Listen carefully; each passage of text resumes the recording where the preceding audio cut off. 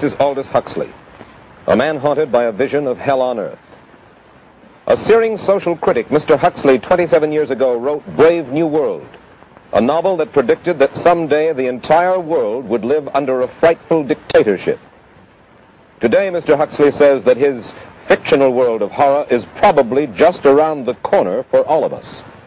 We'll find out why in a moment. The Mike Wallace Interview, presented by the American Broadcasting Company in association with the Fund for the Republic, brings you a special television series discussing the problems of survival and freedom in America.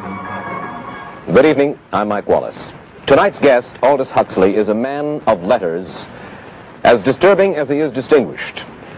Born in England, now a resident of California, Mr. Huxley has written some of the most electric novels and social criticism of this century.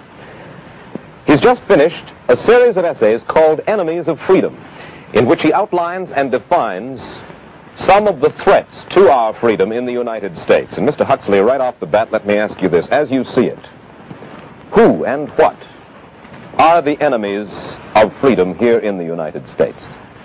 Well, I don't think you can say who in the United States. I don't think there are any sinister persons deliberately trying to rob people of their freedom. But I do think, first of all, that there are a number of impersonal forces which are pushing in the direction of less and less freedom.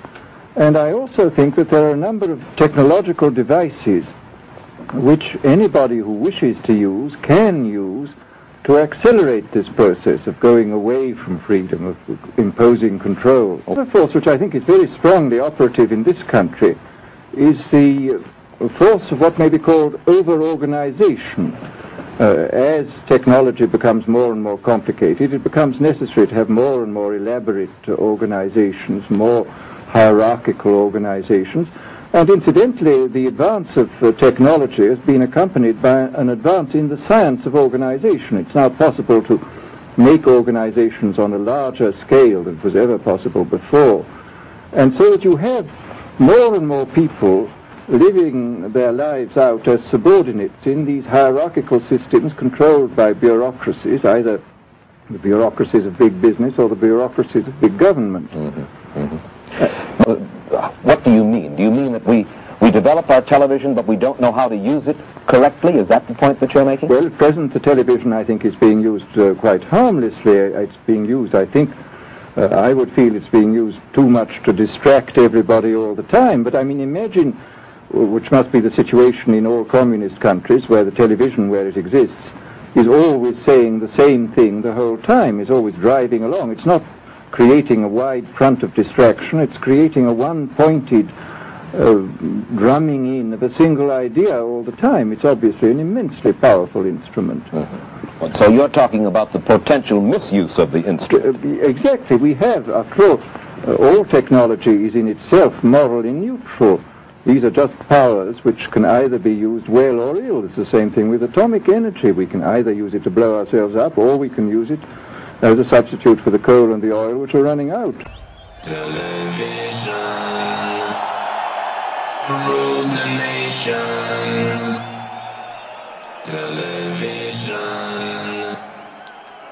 rules the nation.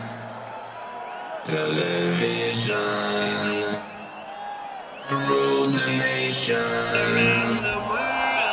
Television rules the nation. Television rules the nation. Television rules the nation.